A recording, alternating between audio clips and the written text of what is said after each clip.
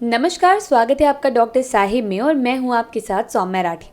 Doctor Sahib के आज के इस एपिसोड में हम ये समझने की कोशिश करने वाले हैं, ये जानने की कोशिश करने वाले हैं कि अगर आपके कान से पस या फिर मवाद बह रहा है तो वो कितना खतरनाक हो सकता है, उसके पीछे क्या कारण है और इलाज जो है वो किस तरीके से होना चाहिए। और सवालों के जवाब देने के लिए मेरे साथ इस वक्त बैठी हैं डॉक्टर रश्मि प्रसाद, जो कि पारस HMRI पटना में कंसल्टेंट ENT स्पेशलिस्ट हैं, यानी कि कान, नाक और गले से जुड़े जितने भी रोग होते हैं उनकी विशेषज्ञ हैं। साथ ही साथ वो हेड एंड नेक सर्जन भी हैं। सबसे पहले मैम नमस्कार, बहुत बहुत स्वागत है आपका।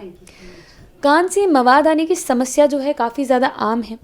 लोगों के मन में ये सवाल रहता है अक्सर कि मवाद आने के पीछे क्या कारण है और इसे खतरा या बीमारी कब समझा जाना चाहिए। कान में से जो मवाद आता है बेसिकली ये कान के इन्फेक्शन के कारण होता है। इन्फेक्शन के बहुत सारे कारण हो सकते हैं। छोटे बच्चों में जो इन्फेक्शंस होते हैं, क्योंकि छोटे बच्चों में सर्दी खांसी की समस्या ज़्यादा होती है, तो बच्चों की जनरली जो सर्दी खांसी की समस्या के कारण उनकी कान की समस्या शुरू हो जाती है। क्योंकि एक ट्यूब होती है जो कान के बीच वाले हिस्से को और नाक के पीछे के हिस्से को जोड़ती है, जिसे यूस्टेचियन ट्यूब कहते हैं। तो बच्चों में ये ट्यूब बहुत ही हॉरिजॉन्टल पोजीशन में रहता है, और बच्चों में खांसी सर्दी की समस्या बहुत ज़्यादा होती है, तो वो सीधे इन्फेक्शन कान तक जाता है। तो ये हो गई हमारे बच्चों की समस्या, जिसके कारण उनको कान का इन्फेक्शन बहुत लगता है। दूसरी बात, एक और समस्या होती है जो बच्चों में ज़्यादातर देखा गया है, जिसे एडिनॉइड्स हाइपरट्रॉफी एडिनॉइड्स कहते हैं। वो भी हमारे नेजोफेरिंग्स के एरिया में रहता है, मतलब नाक के पीछे के हिस्से में रहता है। तो वो भी एक सोर्स ऑफ इन्फेक्शन रहता है जो बच्चों में कान की समस्या को पैदा करता है। अब जब हम लोग बड़े लोगों की बात करें तो बड़े लोगों में भी है कि इन्फेक्शन सबसे इम्पॉर्टेंट कारण है इन्फेक्शन। उसके कारण कान में जो मवाद की समस्या लोगों में होती है। तो अब आपको ये देखना है कि मवाद है कि पानी है, कि मवाद पानी और थोड़ा खून मिला हुआ है। तो वो आपको बताएगा कि आपका समस्या अच्छा वाला है कि आपका समस्या खतरनाक वाला है।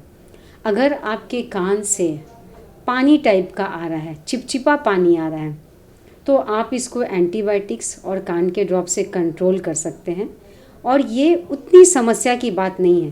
बट अगर आपने देखा कि आपके कान से मवाद आ रहा है पीला रंग का और उससे बदबू आ रहा है, तब समझिए कि ये आपका अलार्मिंग साइन है। क्योंकि ये जो इन्फेक्शन होता है इसमें हड्डी को गलाने की क्षमता होती है, और ये बेसिकली जो कान से मवाद आ रहा है और उसमें जो दुर्गंध आ रहा है, ये बेसिकली आपके हड्डी के सड़ने के साइन को बता रहा है कि ये इन्फेक्शन आपका अंदर जाके आपके कान के हड्डी को सड़ा रहा है, और तब आपके कान से बदबूदार मवाद आ रहा है। तो ऐसे केस में आपको तुरंत एक ENT डॉक्टर से मिलने की ज़रूरत है, क्योंकि इससे आपकी कान की सुनाई को भी दिक्कत हो सकती है, और साथ ही साथ इससे बहुत ज़्यादा कान के कॉम्प्लिकेशंस भी हो सकते हैं।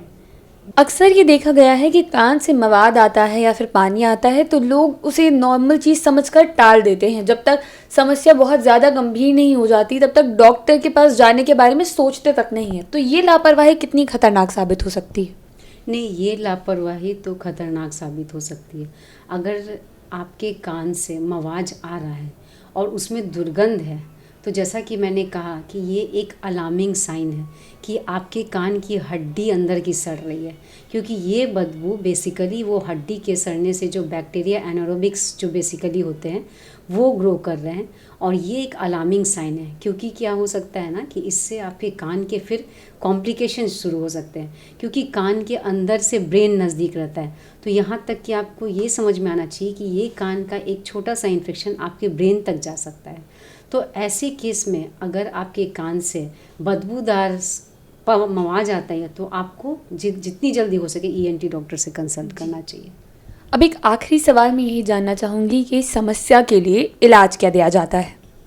इस समस्या के इलाज के लिए हमारे पास जब पेशेंट्स इस तरह के आते हैं कि उनके कान से मवाद आ रहा है, तो सबसे पहले हम लोग उनका क्लीनिंग करते हैं। क्लीनिंग करके जितना मवाद वगैरह है उसको साफ़ कर देते हैं। तभी क्लीनिंग के बाद जब मैं एंटीबायोटिक्स या ड्रॉप्स दूंगी तो उस पर ज़्यादा असर होता है। तो हम लोग इसमें एंटीबायोटिक्स देते हैं, बेसिकली एमॉक्सिसिलिन एंड मॉक्सक्लेव और क्लैविलोनिक्स के जो कॉम्बिनेशंस होते हैं वो ड्रग ऑफ चॉइस हैं जो बेसिकली इस पे असर करता है, जिसमें 1 वीक का हम लोग ओरल टैबलेट्स देते हैं, कान का ड्रॉप्स देते हैं और 1 हफ्ते के बाद मरीज का फॉलोअप कराते हैं। उसके बाद फिर देखते हैं जब कान सूख जाता है तब जाके पर्दे की स्थिति को अच्छे से देखा जा सकता है कि पर्दे में इन्फेक्शन है, पर्दा फटा हुआ है, कि पर्दे में किसी और तरह की भी तकलीफ़ शुरू हो गई है। और उसके बाद अकॉर्डिंग टू दैट हम लोग प्लान करते हैं कि पेशेंट को हम लोग कंजर्वेटिव देखेंगे कि फिर पेशेंट को हम लोग सर्जरी के लिए प्लान करेंगे। उम्मीद करती हूँ कि डॉक्टर साहिबा की बताई गई सारी बातें आपने ठीक तरीके से सुनी और समझी होंगी। इसी के साथ बहुत जल्द मुलाकात होगी अगले एपिसोड में। तब तक के लिए अगर वीडियो को फेसबुक पर देख रहे हैं तो पेज को लाइक करें, यूट्यूब पर देख रहे हैं तो चैनल को सब्सक्राइब करें। आप कमेंट सेक्शन में आकर हमें ये भी बता सकते हैं कि डॉक्टर साहिब से आपके क्या सवाल हैं और अगर आप चाहें तो अपनी समस्या हमें मेल पर भी भेज सकते हैं। धन्यवाद।